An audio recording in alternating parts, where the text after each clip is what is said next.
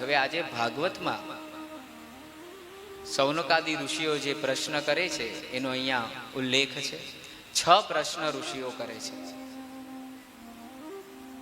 સૌથી પહેલો પ્રશ્ન છે, આપણે શું પૂછીએ એ આપણને ખબર છે, પણ ઋષિઓએ શું પૂછ્યું તો કે કલ્યાણ કઈ રીતે થાય, કલ્યાણ શેમાં છે।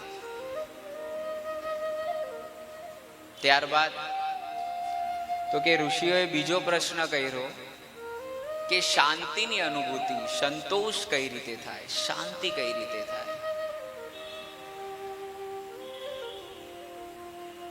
ઋષિ મુનિઓએ ત્રીજો પ્રશ્ન પૂછ્યો કે ભગવાને શું કામ અવતાર લેવા પડ્યા, કેટલા અવતાર લીધા અને ભગવાને અવતાર લઈને કઈ લીલાઓ કરી। એટલે કે ત્રીજો, અવતાર શું કામ લીધા, ચોથો, કેટલા અવતાર લીધા, અને પાંચમો પ્રશ્ન કે અવતાર લઈને ભગવાને શું લીલા કરી, અને છેલ્લો પ્રશ્ન કે ભગવાન જ્યારે આ પૃથ્વી ધરાને છોડીને ગયા ત્યારે ધર્મ કોના શરણે ગયો, આપણે કોના શરણે જાવું। આ 6 પ્રશ્ન શૌનકાદી ઋષિઓ સુતજીને કરે છે।